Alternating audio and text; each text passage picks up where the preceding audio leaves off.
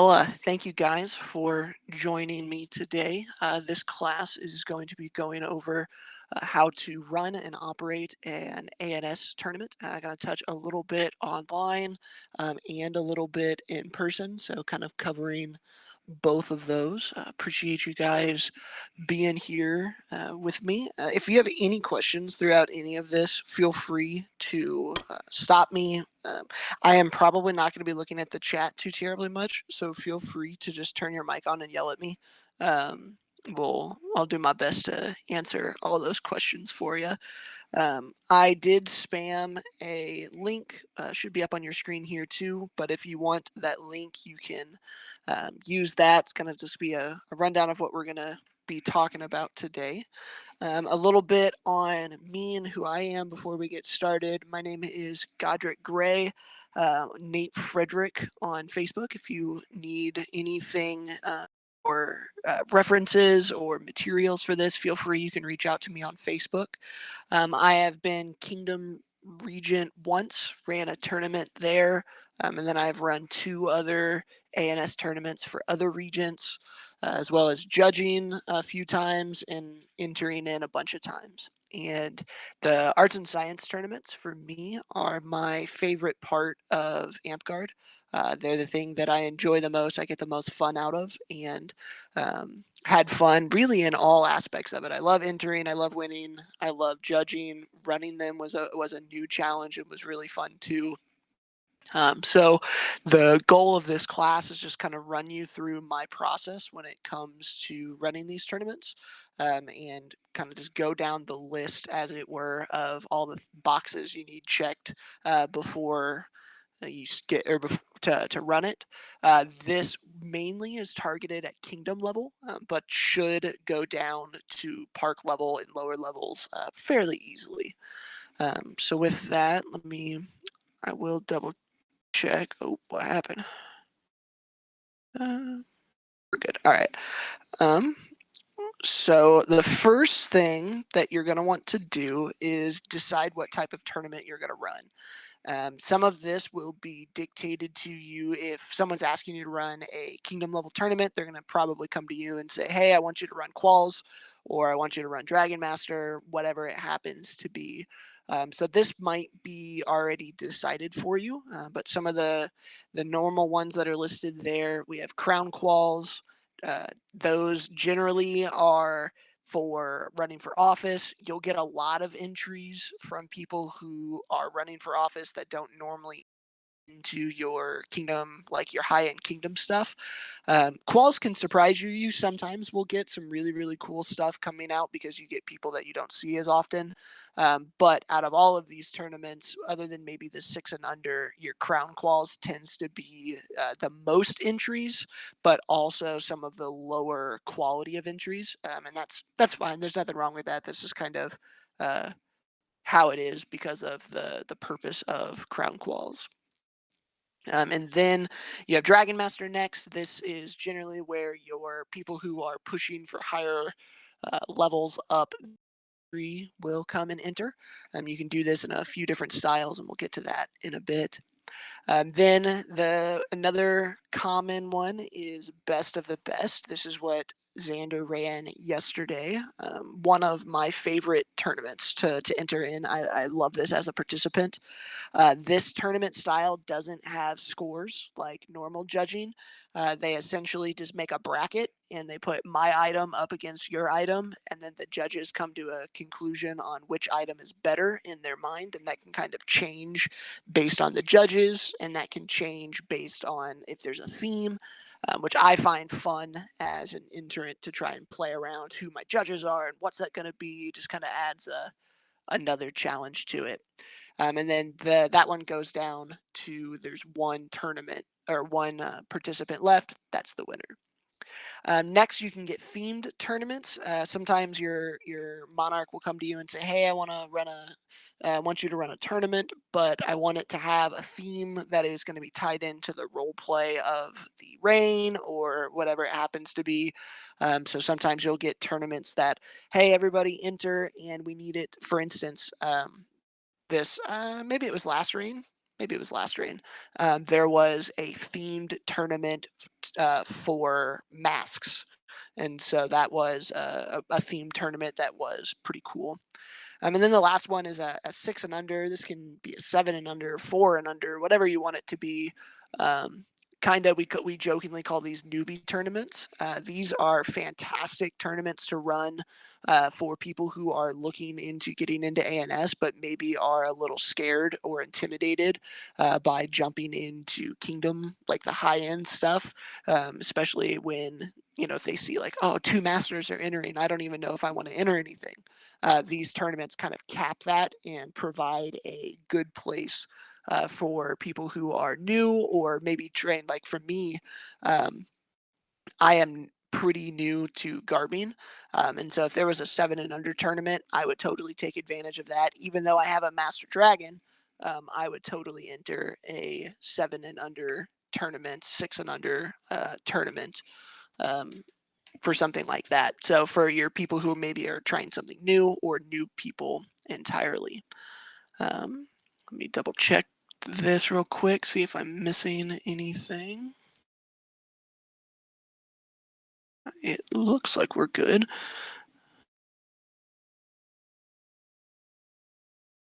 Cool. I'm just gonna keep on rambling, so if you guys have any questions, feel free, jump on in. So the next thing, once you figure out what the type of tournament is and what the purpose of it is, you need to decide what skill set you want to showcase. And these can make to some very different and interesting tournaments. So for instance, if you want to test out people's breadth of skill, this is going wide.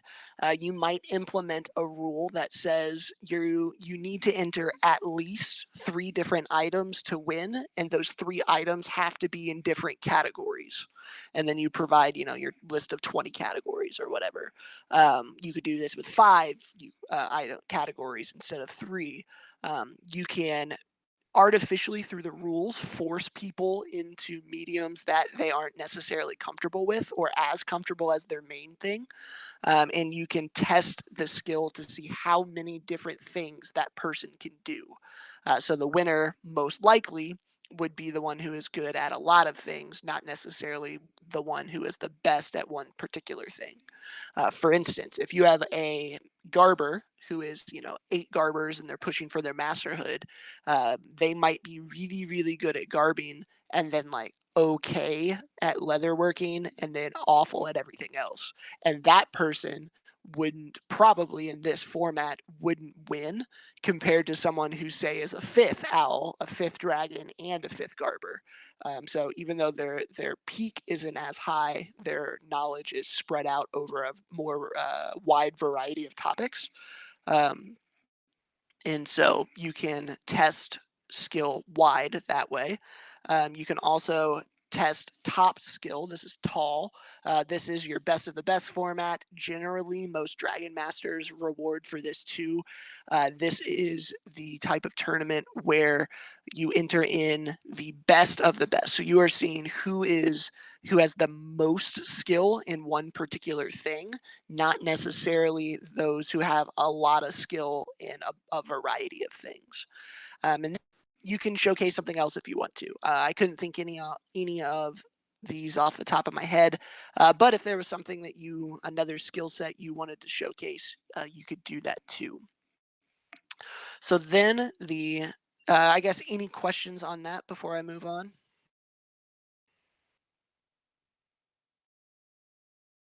Okay, I think you may have touched on it just for a second, but when you have an artist that is trying to just do several different things and maybe not the best thing that just that they focus on, is it kind of best to focus on one particular thing, or is it kind of best to spread it out to where you try to get when you do go for awards, you try to get owls and dragons and garbers and everything, or is it best to just kind of, I hate the term one trick pony, but that's what comes up a lot. Do you know what I'm asking? So I guess my response to that is it depends on the person. Um, most artistic people that I know of are gonna branch out and do a bunch of different things because they tend to be curious. I think it's important to branch out and do a bunch of different things. partly because the journey to masterhood in particular is a long one. And if, for me at least, doing the same thing over and over and over again was boring and tedious, so I needed to branch out and do other stuff. I think it's also when you get, like, when you hit a wall, when you get stuck, um, having other things that you can lean on is really good. So, for instance, my thing that I am most known for are woven belts. And so there was a point where I hit like 7 or 8 where I started branching out into awards and making things in particular out of vinyl, like with a Cricut cutter. And so I was able to combine award making, like shadow boxes, with displaying belts. And I thought that was a really neat thing. So being able to go wide, I think, is ideal. But not necessarily like it's not a requirement for high level awards, if that makes sense. But I think it's beneficial if you can. Does that make sense? Does. Thank you. So, can you hear me now when I go back to this screen? Yep. You sound great. Okay, cool. Perfect. Just wanted to double check there. So the next thing, once you figure out what type of tournament you're running and what skill set you want to focus on or what skill set you want to show off, you need to make your rules. Most kingdoms will have a general culture of what their rules look like. I've got listed here the one that I used when I was regent, which I pulled from Amtgard and modified. And you guys feel free, any of the resources here, you can straight wholesale copy them, use them. Doesn't bother me at all. So this one is just kind of the rule set that we used. Some important things. Um, we were doing it online, so we limited it to 3 entries. You might want to do 5, 7, however however many people you think are going to show up. We have a rule on joint entries, so I specified that.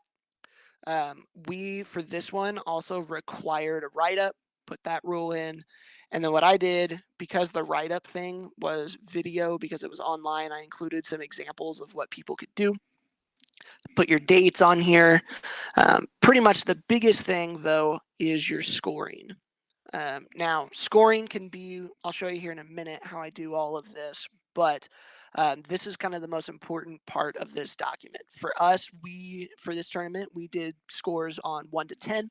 We had 5 judges, so we dropped the high and low, and then you can see the breakdown of the points there. So we had craftsmanship was 30% of the score, scope was 30% of the score, creativity was 30% of the score, and presentation was 10%. And the form that I'll show you here in a bit, these are set up already, and you can pretty easily change these in the recording form. So you can, for instance, if you want your craftsmanship to be a bigger deal, you want to make that 50%, you can pretty easily do that also. The way that we did this tournament here was pretty standard for our kingdom. Where they take the average score of all of the entries, subtract that from the score of your item, and then over you get points for. So for instance, if your item scored a 7, but the average of the entire tournament was a 6, you'd subtract that out and you get 1 point. We then, for that particular item, you add up all the points that you have over all the items, and then whoever has the most wins. We also added bonus points. You can do this for all sorts of things. I love doing bonus points. You can see +1 here for the max number of items. We also did a +1 point for sticking to the theme, and then we also added an additional point for whoever had the most creative. I think bonus points add some variety to it and give players a stretch goal to try and hit that stuff. So that was our rule set. All of that can change. It doesn't really matter exactly what your rules are as long as they are posted. I try and get them out at least a month before the tournament so the people that are making can have some time to prepare. Ideally, you go earlier than that, but at least 4 weeks before. So then, after I post my rules, I find my judges. Generally, I ask people, and this is more of a best practice, not a rule. I don't like to post about it on my Kingdom Facebook page. I don't like to go to the Facebook group and say, "Hey, who wants to judge?" And then the 3 or 4 people say, "I'll do it," and you go, "Okay, cool, I'll message you."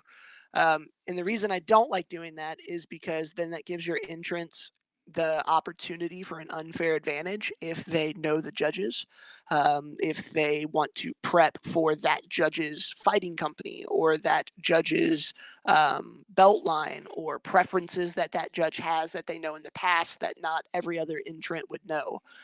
So generally, I don't ask on my Kingdom Facebook page, but I will message people out and say, "Hey, do you want to do this? Do you mind doing this?" A good place to start for that is brand new, but we just started it. This Rising Winds Assembly of Masters is set up and starting to get going. There will be a page that you can, or a page that you can message here, and to say, "Hey, we have a tournament coming up. Would any of our masters like to judge?" That is a great resource to use the masters in your kingdom. If you're not in the RW, reach out to the masters of your kingdom. That's a great place to start. Okay, so on to scoring. This is probably the most difficult part of running a tournament. I guess I could, let me double check here. Looks like we're good. Okay. The most difficult part and most intimidating part is how are you going to do your scoring? Godric, So, yes. can you repeat what Dragon Master points are? Yes. So Dragon Master points are the remainder of the item. So if your item scored a 7, and the competition average was a 6, you would subtract that 6 from your item, and whatever was left over are how many Dragon Master points that your particular item scored. You would then add up the Dragon Master points that you got from all of your items, as well as any of the bonus points that you got. Here, let me pull this up. This might be a little easier. And from there, the winner is whoever has the most Dragon Master points. So this is the actual score sheet from the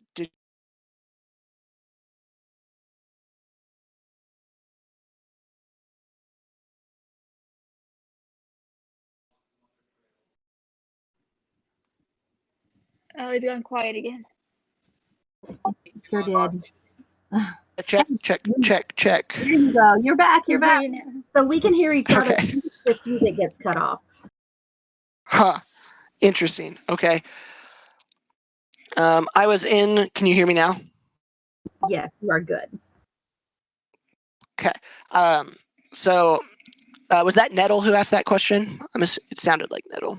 Yeah, that was Nettle. Awesome. Okay, cool. So you can see here the Dragon Master points from the items that were entered show up in this column here. So Daisy, we took her, I think it was 3 items, and we subtracted the tournament average from her scores, and whatever was left over were her Dragon Master points. It happened to be 2.86. Then we have the opportunities listed here for bonus points. She entered the max amount of items, so got that bonus point, but did not use the theme, did not have the most creative video. And then over here, we just add up all of her points. So she won because she had, at the end of the day, the most Dragon Master points in between how her items scored, as well as the individual or the bonuses that were available. Did you share a screen or a paper that we're to be looking at? Is it not? No. Is my screen sharing? No, it's not. Okay. Do you all see anything that I'm not seeing? Yeah, his screen was sharing on for me. No, well, How about now? didn't see it. The link text class or the leadership class in the text, he has the how to run the document he's going over. He shared it there so you could take it with you. Yeah, I saw that one, but I didn't see a screen sharing. Is that above it? Oh, My screen, oh, go ahead. yeah. My screen share is within the how to run an ANS tournament page. And if you click on my name, it should give you the option to follow my stream.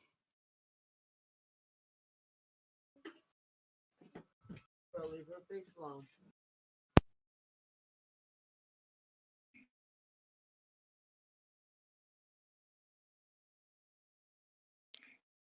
Are you following me, Jesslyn? Oh, I got you. I see you. Okay. Perfect. Yeah, I'm supposed to know what's going on, and I really didn't. No worries. So can you see my spreadsheet on here now? I can now. Thank you.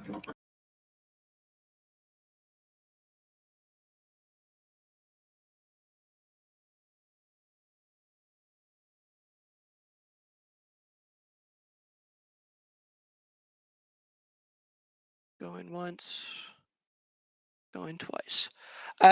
You can name those whatever you want, right? Crown points if it's a crown qual. Like essentially, it's just the scoring mechanism that I used, and I use Dragon Master points. You can call it whatever you want. So let's go back on this page here. On my how to run an ANS tournament outline under scoring, I put a template in there. Feel free, you can go in and file, save as, make a copy. You can take this, use it for whatever you want. It's kind of the template that I use for all of my tournaments. The main thing here that is important is I have all of the code set up for you for the scoring here. So the way that this is set up is I have 30, 30, 30, and 10. You can change those, and I'll show you how to do that in a second. And I also have it set up to automatically drop high and low judges. And so if you have less judges than this, you can go in and just cut them out, and it's pretty, hold on, yeah. So you can go in and change those. So for instance, you can see the final score over here. Say we take this judge and we do 10s across the board. Actually, yeah, come on. You can see the score over there automatically changes as it goes, and it will automatically drop high and low judge. So here is, for those who are interested, the code here. It's the sum of all of the weighted averages minus the min minus the max divided by the total number left judges. If you only have 5 judges, this would then be divided by 3 instead of 6. Over here, this is how you can set up the percentages that you want. So if you want to change scope, you can just come in here to the 30, make that 40, make that whatever you want. From there, you take, once everyone is finished, you combine up all of their scores to find the competition average. You then take that competition average and subtract it from the final score, which comes up here, which gives you your total Dragon Master points. Does all of that make sense? I know that that's kind of a lot of the technical mumbo jumbo, but Yep, that makes sense. good. And like I said, this is the template, so you can go in, change any of this, rip it off. Essentially, the hardest part is just getting the right numbers to show up where from there.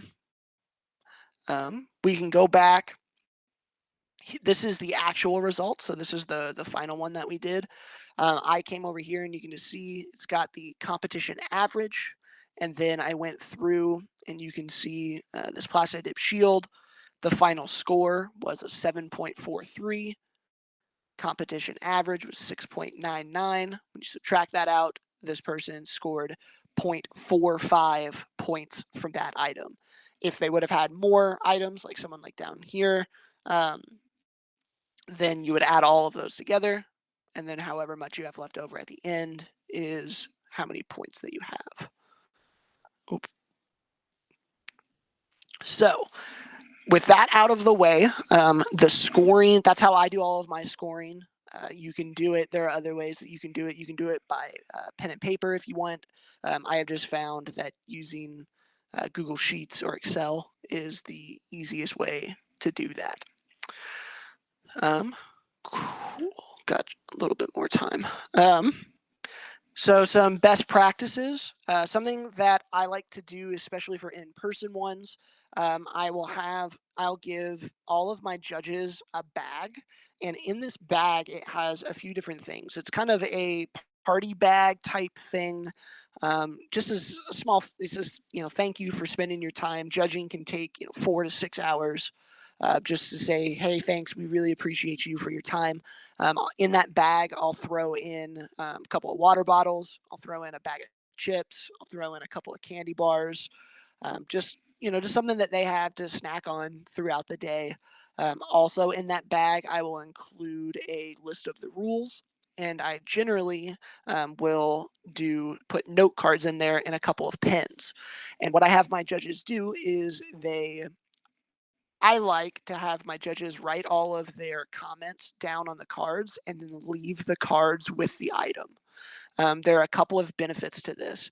As someone who is running the tournament, I can very quickly run through an item and count the cards and see if all of my judges have judged it or not. But more importantly, it lets the entrants take the notes home that day. There's nothing more frustrating being an entrant and you did all this tournament prep, you showed up, you waited 4 or 5 hours, and it's bad enough that you have to wait, a week sometimes to even figure out the results, but to not even have anything to take home with you, and then you get that anticipation, and just as an entrant, I hated it. I hated that waiting period. So I try and shorten that as much as I can. So the entrants get to take home their comment cards that day on my tournaments. And then because everything is pretty quick and easy to enter into Excel, I can generally get the results out the next day or later that evening. And it's not too bad. So what I do then, each item, I just print up 50 of them and bring them with me.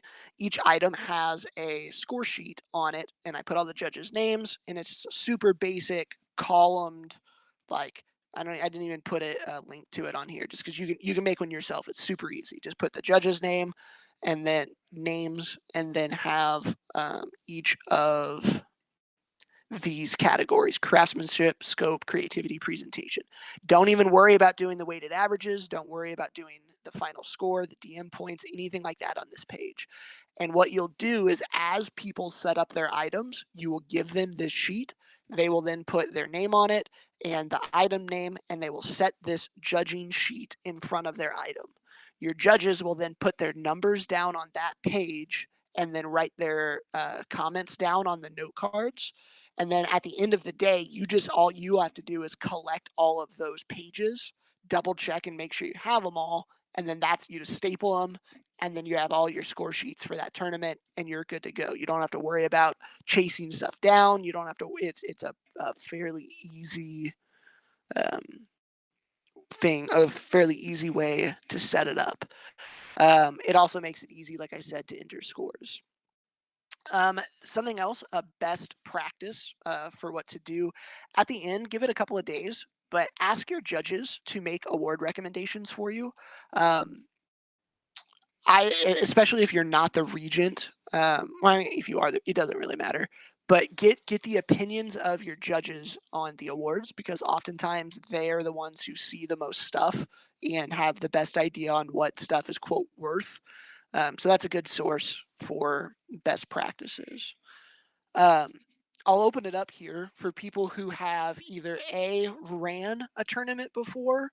Do you have any other best practices that you would like to add or share as someone, if you haven't ran one, but if you've entered one, what tournaments have you entered that you enjoyed aspects of? What are some tournaments you've entered that you don't enjoy? Just kind of open it up, best practices or practices to avoid here. When you're running a tournament at a park level, so it's everybody knows everybody, do you try to keep it anonymous or get judges who don't know the entrance? What's the best way to do that? Good question. This is a divisive topic. I think everything being anonymous is kind of silly. I think that you can try and enforce it, but in reality, it doesn't. I mean, it's very, very hard to have something be truly anonymous, even at a kingdom level, right? I can show up at a kingdom level ANS tournament. You don't tell me any of the names. I will probably be able to identify 7 out of 10, 8 out of 10 artists, just based on, because I know their work. I've seen their stuff. It's even more if you go down to park level. So I don't try and be anonymous because I don't think you can actually truly be anonymous. But what I do, you can see on here, and I think this is a good best practice too. I like putting my judges' names on stuff because then they're like, this tournament was a year ago, and you can still go in and check judges' scores against, this person did this wrong, or like if your judges have to put names on stuff, it's really hard for them to cheat and really hard for them to like intentionally alter the scores for their friends and stuff like that.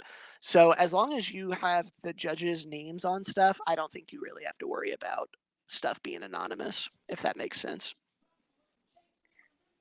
Was it you who told me that it was a good thing to have the judges' names so that people could go and ask advice what they can do better? Mm-hmm. Yep, for sure. Because oftentimes judges won't put their names on their comment cards, and that's not a huge deal. That doesn't bother me too much.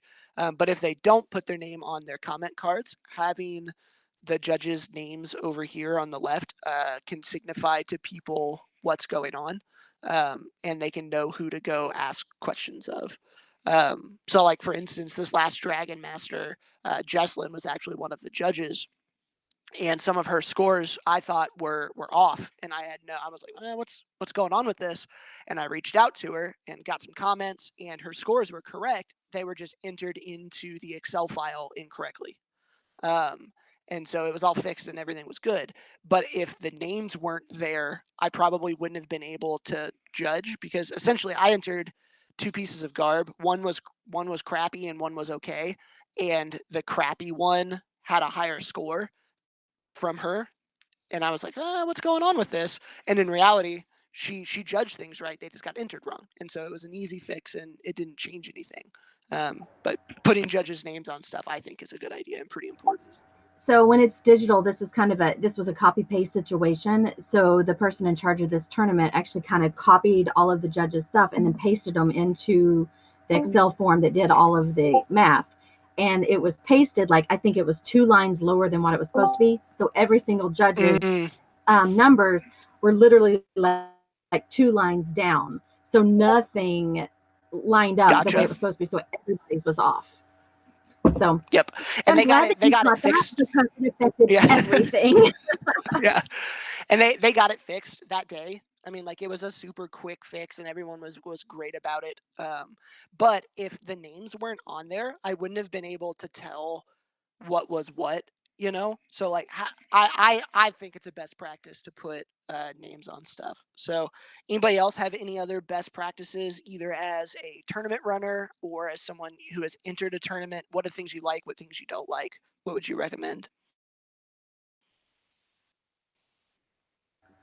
I love from the judging part, especially in the digital world right now, is being able to reach out to the entrance and actually say, hey, can I see a picture of this? Can you explain this a little more because you just can't tell from pictures sometimes. So I love that aspect. Now, when it's live, is it okay to go and find the person and be like, hey, can you explain this to me? Or you're not supposed to do that? You can. It depends. It really depends on the tournament. Every tournament I run, I don't care about things being anonymous, so go for it. Right? If you have a question about something, especially so, like for instance, at Keep one year, there was a guy who entered two things that the judges thought maybe he was cheating on. So they went out, found him, got his input on it, and then one of the things he entered was an axe, and they thought it was professionally made and not him, so they actually took the axe to a guy who's a professional jeweler from Amtgard. He's one of our sword knights, and he was able to look at it and pretty quickly say, yeah, this guy didn't make that. And so not only did they take the item to the person who entered it, but they also took the item to an expert in the field to get their opinion on it. I have done this multiple times when I'm judging. If, for instance, I'm not a leather worker, and so if I get a leather piece and I have a leather worker that's judging with me, I will go to them and ask them to fill me in on techniques and whatnot. I also have taken things to other like master owls that aren't judging at that point, and just say, hey, this is what it is. I'll show them the item. And I don't ask for them to give me scores. I don't ask for them to give me anything like that. But I just say, hey, for instance, somebody entered a leather belt. They used Chicago screw is maybe what it's called. I had no clue what that was. I took it to a master owl. I said, hey, is this good? Yes, it's good. That's the best way to do it. Awesome. Thank you. You head back to your judging. So if your tournament is trying to keep everything anonymous, then no, you can't really ask the person. But if your tournament doesn't care about being anonymous, go ask for clarification on stuff. So I have Does that make sense? It does absolutely. Now I've seen a tournament where the judges stayed as a group and they literally judged one thing at a time as a group. What's the positive and negatives of that? Positives of that is you can share knowledge between the judges, which is generally a good thing. Like every judge is not going to be a master of everything, and so getting multiple perspectives into one thing can be good. But generally, I try to avoid that with my judges because that tends to lead to like groupthink, to where someone will put down a 7 and then everyone else after them just puts down 6, 7, 7, 6, 7 right after it without even really thinking about it. So general best practice, don't group think, don't let people group judge. But if you have a question to another judge, for instance, I'm not a great garber. If I have a judge that's a good garber, I'm going to go over and go, hey, look, I think this seam looks off. Is it? And half the time they'll say, yeah, it's wrong. They should have done this. The other half the time they say, no, that's actually the best way to do it. And let me tell you why. And then I, as a judge, learn something else and am able to, be a better judge in the future there. Perfect.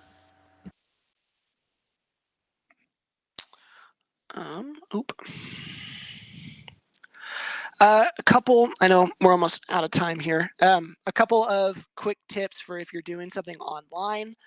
Generally have a central place to do this. Most kingdoms right now are doing this via Facebook. They have a group that they will make. Ivanovich did this for the last one, and I thought it went pretty well, where people can come in and just enter all of their stuff in albums or videos, and it's strictly dedicated to that.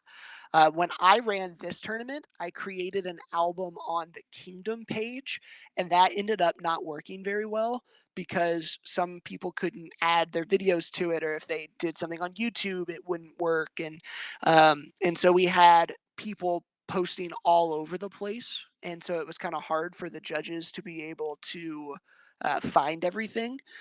So what Ivanovich changed, and I think rightfully so, and is the better way, just if you're doing it online, create a Facebook group that is only open to the judges. I guess it can be open to anybody, but that's where your people go, and the only posts that are in that group are the entries.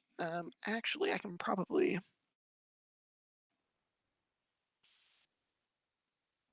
Yeah. So here is the art. Can you guys see this on my screen? Yes. Perfect. So this is the Winter Dragon Master that Ivanovich ran. And so in this group, there were, you could go in and create an album if you wanted to. And so quite a few people did that. But if you can't do an album and you want to submit a Google document, you can. We had people who just came in and entered, their Google Drives, their PowerPoints, their YouTube videos. And so it's all in one place, easy for the judges to find, easy for people to go and look at the stuff. I think that's probably the best practice there. If you're going to do something online, though, generally give your judges some time. It's gonna take a while to judge stuff online. And so I gave my judges Monday through. So when I did mine, I told everybody that results were going to be posted on Monday. I told my judges that I needed the stuff back on the previous Friday. So that would give me 3 days worth of time to get everything inputted. All the entries had to be in the previous Monday. So my judges had to do everything that they needed to do. I said Friday, knowing that my judges would be late and enter everything to me on Saturday, which is what happened. But then they got it to me on Saturday, which then I was able to post the results on Sunday, which was early. And then you can like talk up your judges. It's like, oh, our judges did so well. They got stuff to me early. And because of that, because your judges are so great. I am totally shocked. I believe you completely. Yeah. But yeah, it's something like that. It makes the judges look really good. You know what I mean? Like it makes your volunteers look good. I wanted them to get stuff to me on Friday. I knew they would realistically get it to me on Saturday. I was able to post results on Sunday, but I told the kingdom I was going to post results on Monday. And so by doing it early, it's just a little thing to say, man, your judges are awesome. They did it early, even though they didn't. It just, you know what I mean? It is what it is. I am shocked. Totally blown away. Well done. Well done. Yeah. And then online tournaments, same thing. Just make it clear where people know where to enter stuff. That Facebook page, that Google Drive, whatever it is, whatever method you decide to use, just make sure and post that all over the place so people know where to go. So with that one, I think I am at my time limit.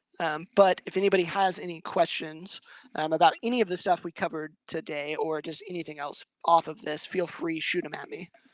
I'd love to answer them for you before we head off.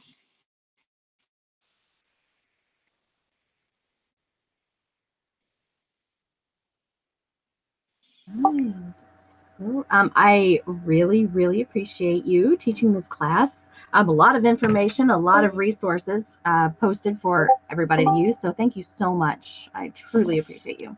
Yeah, appreciate you guys being here and sitting in on the class. I hope it was helpful. Like I said, feel free. You can just straight wholesale copy all this stuff. I've made it so that other people can use it. So use it for Park, use it for Kingdom. Feel free. So with that, I appreciate all you guys. Thanks. I do have one quick question I just thought about. Would you answer one more question? I'm sorry. Yeah, go for it. I am in no rush. I just don't want to keep people from other classes or other stuff that's going on. So. This is actually the end of the line for the classes. They are all officially over when yours and the other ones are done. So it's the end of the day for this. Should have told me that beforehand. I could have gone longer. So when you come up with the scores, the final scores and everything for entry, how do you decide who gets the awards? Is it everybody will get an award if it's that average and above? Do some people get two for some things, or do you like? I did one where I think I had 5 entries, but there were like 3 awards given, but it was a Dragon Master. So explain. Yeah, for sure. So this is specific to if you're the regent. If you're running the tournament for someone else, you don't really have to worry about this. But if you're the regent, I lean pretty heavily on my award recommendations that I get from my judges and from just other people in general. I have a pretty good idea of what I think things are worth. I can look at that item and go, oh, that's probably worth a 7, and then I'll check on their orc, and that person's at 6. I'm like, okay, perfect, cool, and it works out pretty easy. But there are times where my inherent biases and opinions on stuff gets in the way, which is why having other award recommendations is so important. Because especially if there's someone who I don't believe they deserve the next award, but 6 of my 7 judges and 10 other populace members sent me award recommendations saying, hey, like this is it, then I'm probably in the wrong there. Especially if it's judges. It does matter if just the random populace sends me stuff, but if the person who wants their award and it's their fighting company, like 10 of their fighting company all send it to me, that matters. It's important. But you can tell they just submitted that in their, fighting company group and said, hey, go recommend me, which is valuable. Still do it. But it's not as valuable as the judges telling me what they think. If all of my judges are saying give the award, even if I don't think it necessarily is there, if my judges do, who do this a lot more than I do, I'm probably going to go with it. As far as award-wise, we at Kingdom, for this digital stuff, mine and Ivanovich's, we had a bunch of people who entered. This was their first big tournament, and so like 2 or 3 dragons. If someone is entering something into Kingdom Dragon Master and they have 2 or 3 dragons, I am of the opinion that I would most likely bump them, because those early awards are meant to be given out like that. They're just like, we were talking about this in one of the earlier classes, give them out like candy. Now, that doesn't mean give out 17/8 in a tournament, but if someone enters something and they don't have any awards at all, or maybe they just have 1 dragon or whatever, and they enter into a Kingdom tournament with something that's decent, throw it at them. I don't think it hurts anything until you get like, I don't know, 5, 6, 7 is when it really starts to matter. Not matter, they all matter, but you know what I mean. So I would, especially at low level stuff, just throw, let's see. This person got an award. Taver got an award. Blackthorn got an award. Jesselyn, did I give you an award for this? I think I did. I don't remember. I believe. That was a year I think ago. So. Yeah. Daisy she actually got her masterhood off of this one. I think I gave Kamitas an award. Saladin got one. Madness got one. I think this person got one. Yeah, this person did. Cersei got one. Azra did not, but Azra is at like 9 dragons, so that's why he didn't get one. Haliax got something. Dorian got something. Finn did not get something, but Fenrir was at 4, I think. But he just got something this tournament because he improved on what he had done. So we're at 2. Firequill got, yeah. So out of this whole tournament, 2 people didn't get an award that entered.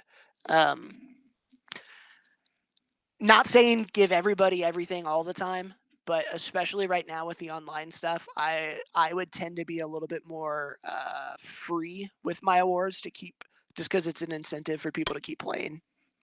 So take that for what it is. No, that makes perfect sense. You definitely want to build up to get that confidence going, so they want more. It's really, really important. Yep. Great. Are there any other questions?